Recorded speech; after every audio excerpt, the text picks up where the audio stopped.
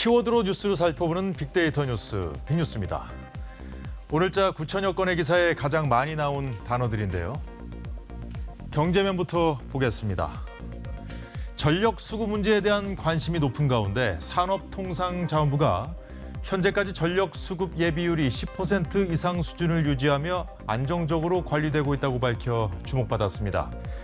다만 지속되는 무더위 등으로 전력 수요가 언제든 급증할 수 있다며 유관 기관들이 비상한 각오로 수급 관리에 총력을 기울여야 한다고 강조했는데요. 언론은 정부가 재가동하기로 한 원전 3기 가운데 2기의 재가동 시점을 앞당기기로 하는 등 원전 조기 투입 결정으로 우려를 덜게 됐다고 보도했습니다. 정치면에서는 일본과 관련된 문재인 대통령 소식 보겠습니다. 문 대통령이 한일 정상회담을 위한 실무 협상을 계속할 것을 참모들에게 지시했다고 여러 매체가 보도했는데요. 올림픽을 계기로 추진해온 회담은 무산됐지만 한일 간 협상에서 의미 있는 진척이 있었고 대화의 끈은 놓지 않았다는 청와대의 설명을 전했습니다. 이와 관련해서 한국의 적절한 대응을 계속 요구할 거라면서도 외교 당국 간 소통은 유지하고 싶다고 한 일본 정부의 입장도 비중 있게 보도됐습니다. 국제면에서는 미국과 중국 간 다툼을 다룬 뉴스가 연일 나오고 있는데요. 이번에는 타이완과 사이버 공격을 놓고 대립했습니다. 며칠 전 미군의 군용기에 이어서 어제는 수송기가 타이완 땅에 착륙했는데요.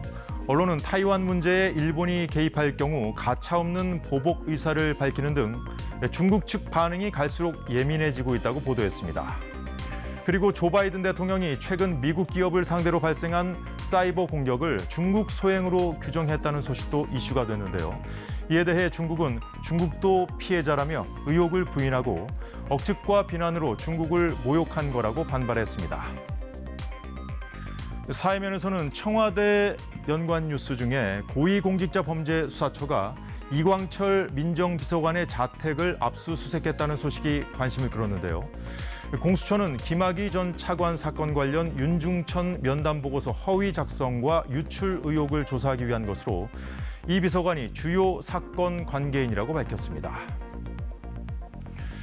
문화면에는 고 이건희 삼성그룹 회장이 크게 떠 있는데요.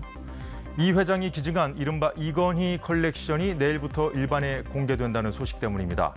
한국 미술사의 최고 걸작들이 전시되는 만큼 예매 전쟁이 치열하다고 언론은 전했습니다.